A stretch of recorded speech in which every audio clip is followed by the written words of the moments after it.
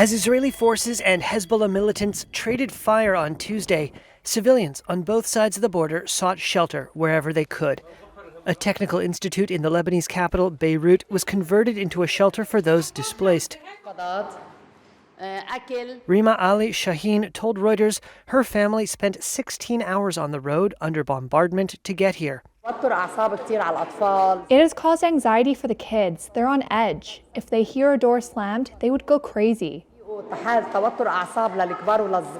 It's a lot of pressure for grown-ups and children. They're exhausted and stressed. They could not sleep. There's no calmness or quiet. We hear news of bombardment here or there. It is very stressful for the kids. They're living through terrible conditions. An official from the Sidon municipality said the city had opened 14 schools to house around 3,000 displaced people seeking shelter, and that the numbers were climbing. This man told Reuters the situation was like garbage, a war of total destruction.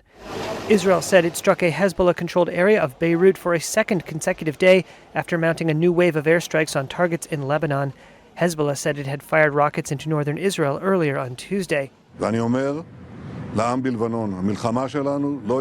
Israeli Prime Minister Benjamin Netanyahu on Tuesday reiterated his position that his country was at war with Hezbollah, not the people of Lebanon. He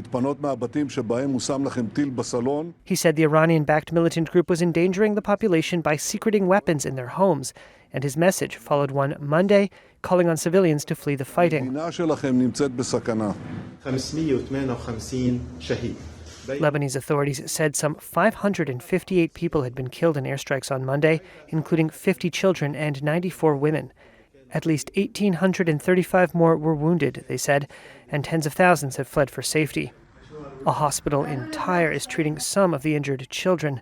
Another in Beirut opened new wards to treat war wounded. South of the border, Israelis are similarly seeking shelter. Dashboard-mounted camera on this car shows motorists pulling over and taking cover as a rocket struck just up the road. A municipal building in the border town of Kiryat Shmona was hit by a Hezbollah rocket on Tuesday. In Nahariya, a beachfront city familiar with air raid sirens, 53-year-old Yehuda Kidron said residents knew the protocols to stay safe. You have to follow the rules. If there's an alarm, you have to hide, you have to lie down, maybe go to a safe room. But if you're not on the street, you have to lie down, away from the car.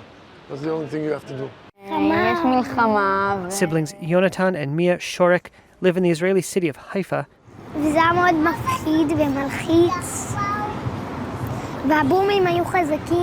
Mia said the booms were loud and frightening during an evening of air raid sirens and explosions as rocket fire from Lebanon was intercepted in the skies above.